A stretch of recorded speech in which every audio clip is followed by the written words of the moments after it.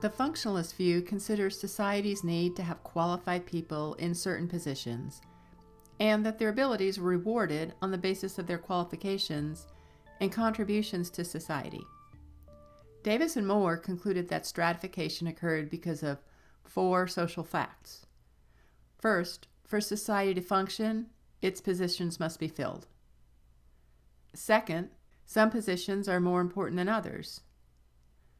Third, the more important positions must be filled by the more qualified people. And fourth, to motivate the more qualified people to fill these positions, they must offer greater rewards.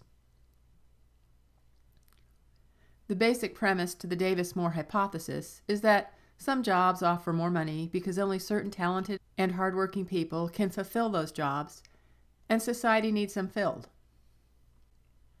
So Marx would disagree sharply with the Davis-Moore theories, because he believed that the classes existed only to preserve the status quo and to allow those in power to maintain their social position.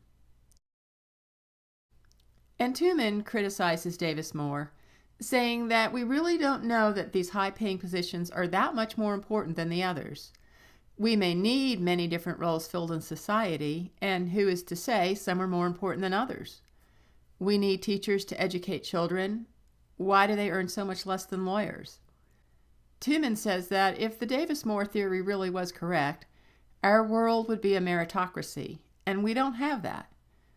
For instance, the biggest predictor of who goes to college is whether the student's parents have money, not how hard the student worked in high school, or even their college entrance scores.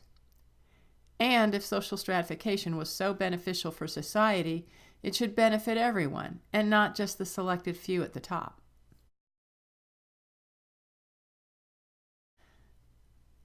Some sociologists say that stratification based on power is inevitable. Italian sociologist Gaetano Mosco says that all societies will be stratified by power and that it is inevitable.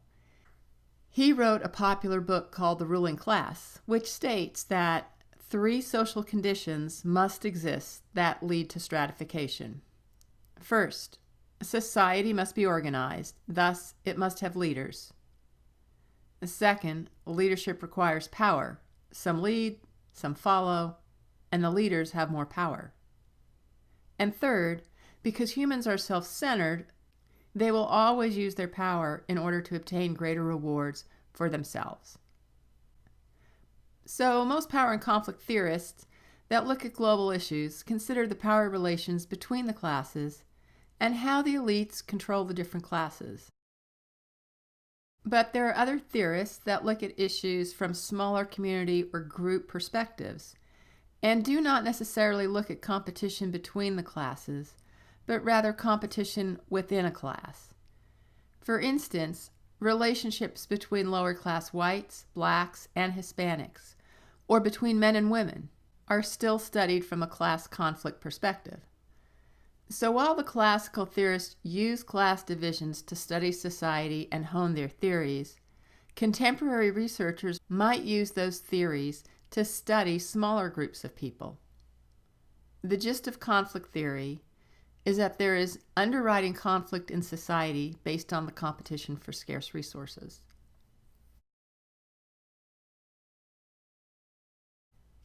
This slide helps you compare the functionalist and the conflict perspectives.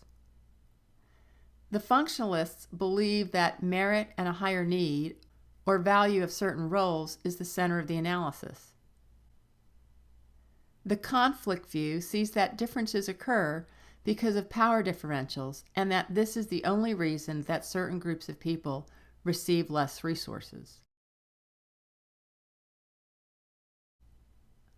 So, if the access to resources is so unfair, why don't the people revolt and change the system?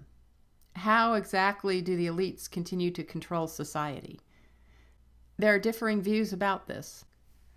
One perspective is that the elites control people's ideas.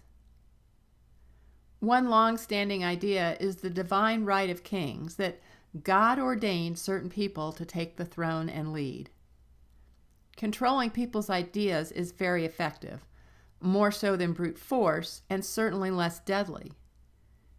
Many governments control their citizens' thoughts by fostering the idea that their form of government is the only right and only just way to rule. To do this is to advance an ideology about the government being right. Another way that those in power maintain their power is to control information.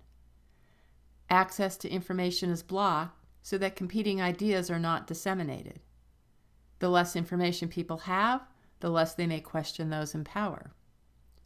Another method of controlling people is to stifle criticism.